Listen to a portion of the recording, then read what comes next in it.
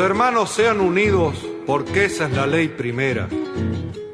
Tengan unión verdadera en cualquier tiempo que sea, porque si entre ellos pelean, los devoran los de afuera.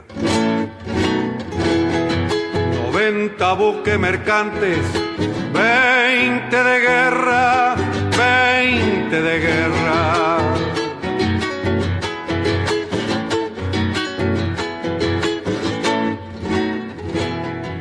Vienen pechando arriba las aguas nuestras, las aguas nuestras.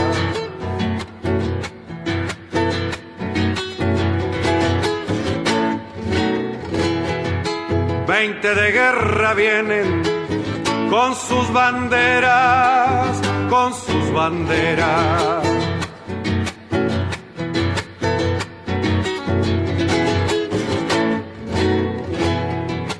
Pucha con los ingleses, ¿quién los pudiera? ¿Quién los pudiera?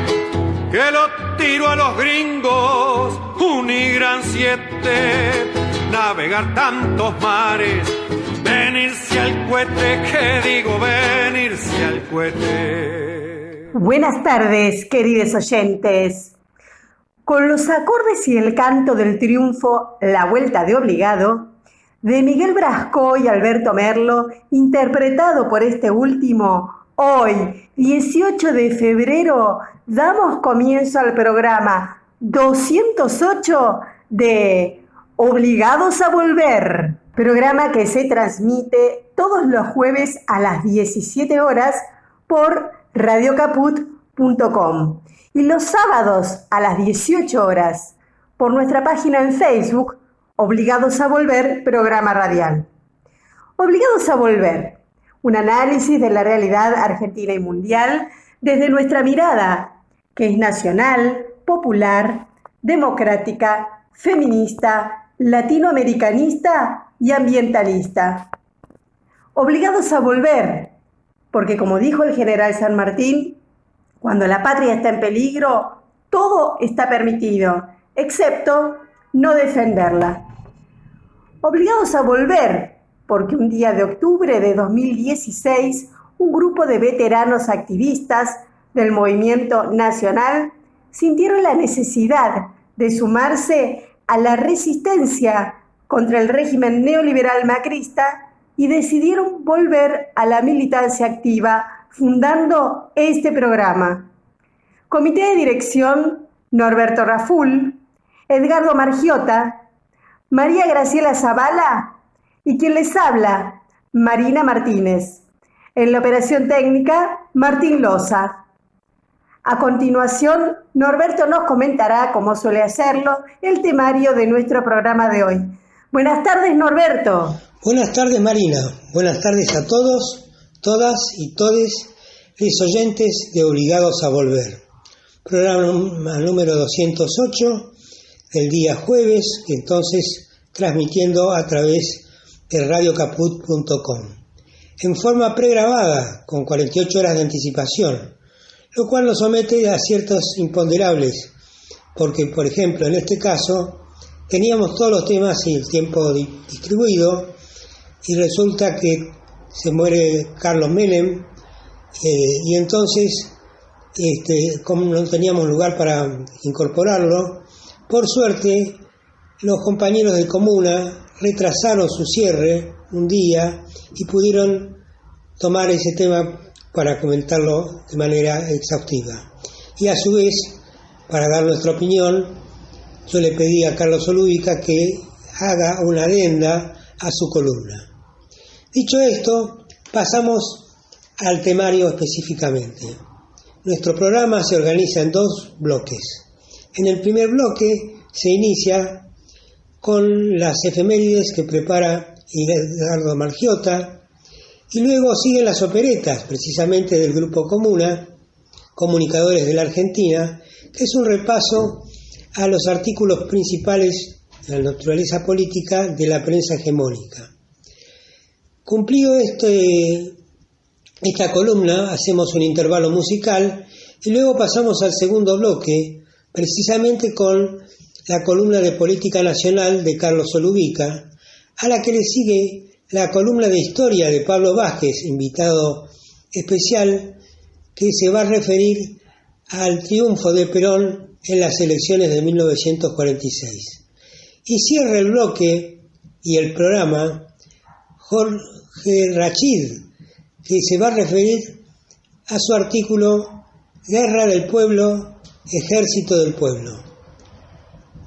Muy bien, ¿qué te parece, Edgardo, si arrancamos con las efemérides? Conocer el pasado para iluminar el presente y construir el futuro.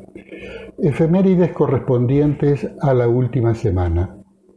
12 de febrero de 1817, Batalla de Chacabuco. Fue fundamental en el desarrollo de la Guerra de la Independencia de América del Sur. El ejército de los Andes, comandado por el general José de San Martín, vence al ejército realista al pie de la cuesta de Chacabuco. 13 de febrero de 1912 se promulga la Ley Sáenz Peña, número 8871, que establece el sufragio universal secreto y obligatorio. La ley fue la victoria de una larga lucha popular que tuvo al radicalismo liderado por Alem e Irigoyen como principal protagonista. Sin embargo, esa universalidad del sufragio deberá esperar al peronismo para concretarse, tanto por el voto femenino como por la Constitución de 1949, que otorgó a los ciudadanos de los territorios nacionales el derecho a elegir presidente de la nación. 13 de febrero de 1947, el general Perón hace efectiva la compra por parte del Estado de los ferrocarriles británicos. El proceso de nacionalización de los ferrocarriles culminará el 1 de marzo de 1948, fecha en la que el Estado argentino tomará posesión de todos los ferrocarriles extranjeros. 16 de febrero de 1972, Perón propicia la integración de un frente con todos los partidos políticos, el Encuentro Nacional de los Argentinos y la Hora del Pueblo, sin fines electorales, pero con la idea de influir con este nuevo agrupamiento en la aceleración de la salida electoral e imponer cambios profundos y definitivos en las orientaciones económicas y sociales. Además de los partidos políticos, componen este nucleamiento la CGT y la CGE. Continuando ahora con nuestro programa, vamos a escuchar un repaso a los comentarios políticos de la prensa hegemónica, las operetas al 14 de febrero que prepara Comuna, Comunicadores de la Argentina. La muerte de Menem, otro insumo editorial antiperonista, una descripción crítica superficial, frívola, desprovista de toda seriedad, despliegan los medios más poderosos del país acerca de la figura de Carlos Menem, en cuyas gestiones recibieron innumerables beneficios. La muerte del expresidente el domingo 14 es usada para otro despliegue editorial, en especial contra el kirchnerismo, mediante la fórmula de aniquilar o ridiculizar las diferencias entre ambas corrientes peronistas.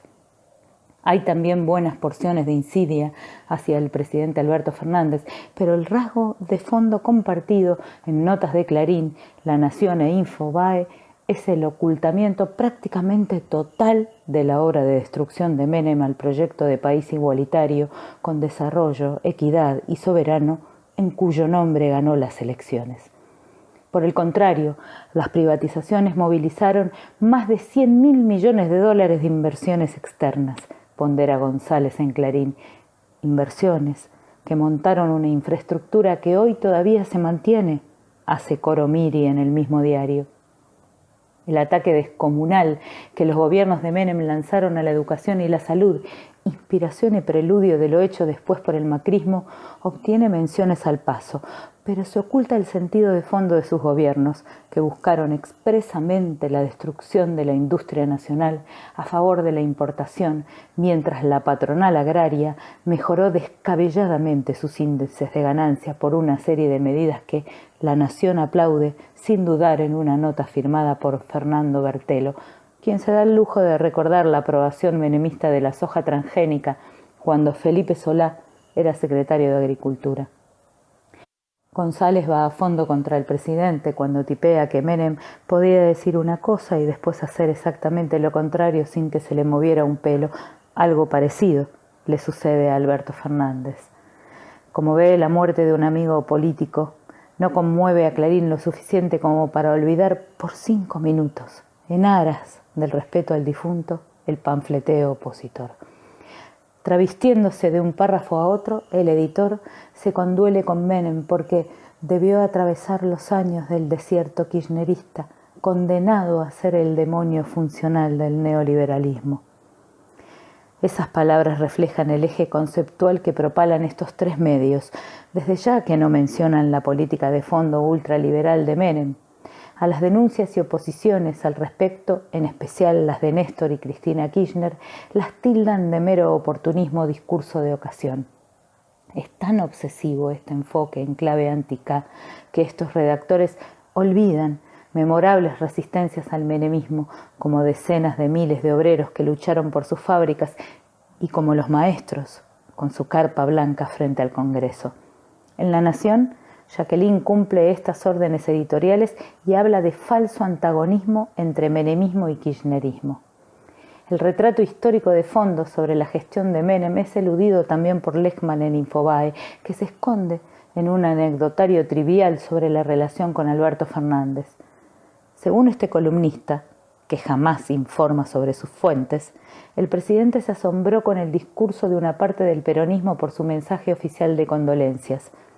Mensaje que el redactor define como conciliador, ya que no hizo referencia a los indultos, a sus casos de corrupción pública y al encubrimiento del atentado a la AMIA.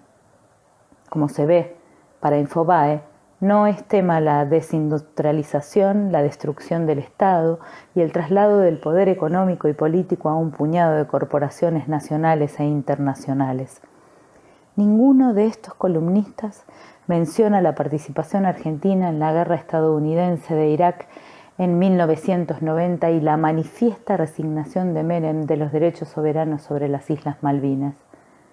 Y no hubo recordación de la servilleta de Corach, la lista de jueces del ministro del Interior de Menem, ejemplo y símbolo de la colonización de la justicia por el poder ultraliberal nacional y transnacional que el macrismo profundizó con tal osadía que le permitió, horas antes de la muerte de Menem, golpear fuertemente al frente de todos.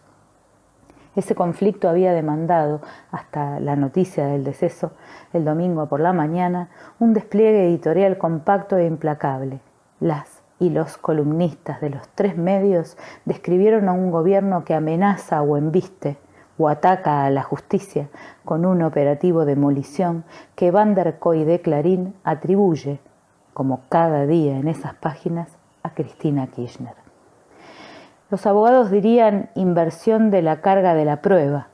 La designación de jueces y camaristas son plantadas como hechos excluyentes, en tanto la acción mafiosa que lleva a Comodoro Puz la causa por el espionaje macrista que avanzaba en Lomas de Zamora queda en líneas perdidas. Y cuando es mencionada, aparece como una decisión racional y acorde a derecho.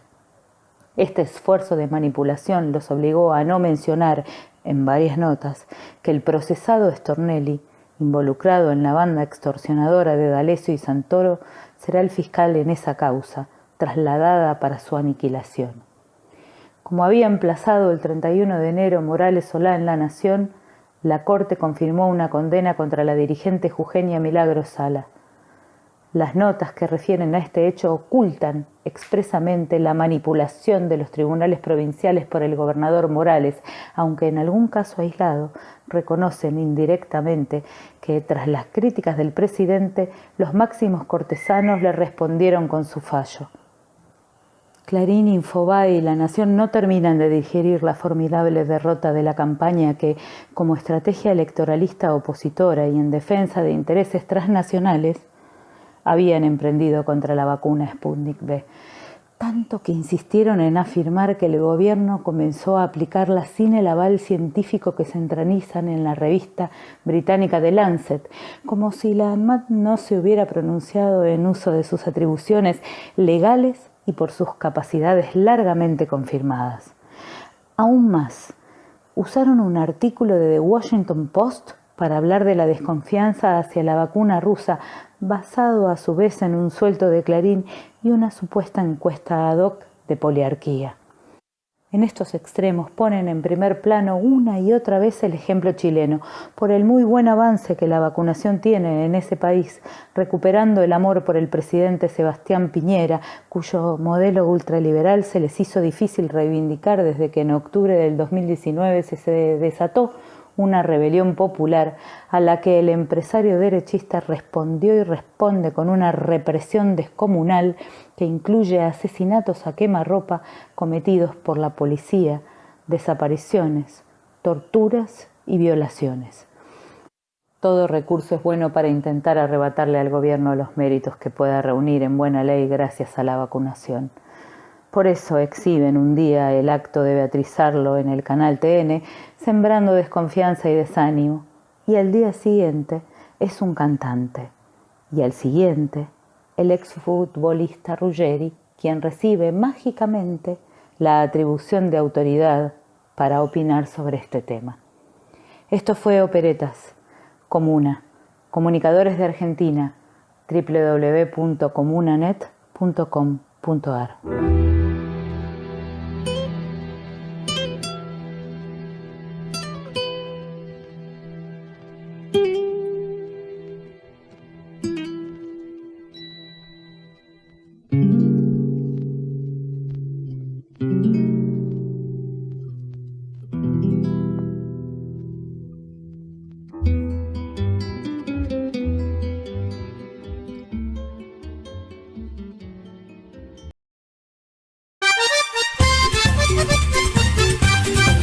Televisão e nas redes alterados, existindo liberdades que pra eles nunca faltaram.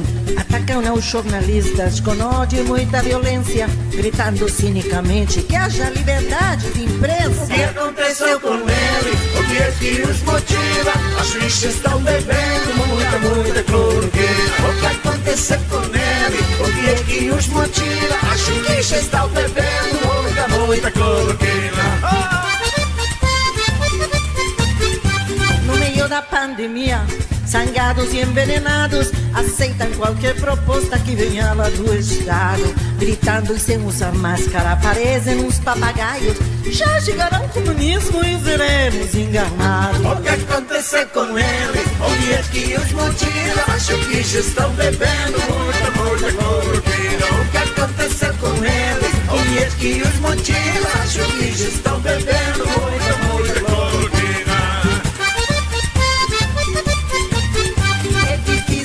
Entender tanto ódio acumulado. Será que por assistir TV acabam tão formatados? Será a velha rachadura que tão criou por natureza? Ou será o velho problema de distribuir a riqueza? O que aconteceu com eles? O que é que os motiva? As bichas estão bebendo muita cloroquina. O que aconteceu com eles? O que é que os motiva? As bichas estão bebendo muita cloroquina. Tem espelhos onde se olham sorridentes, pensam que vem a verdade, mas é o espelho que lhes mente. Será que um gordo e pretinho acha que loiro e magrinho e começam então a odiar seu histórico vizinho? O que aconteceu com eles? O que é que os motiva? Acho que já estão bebendo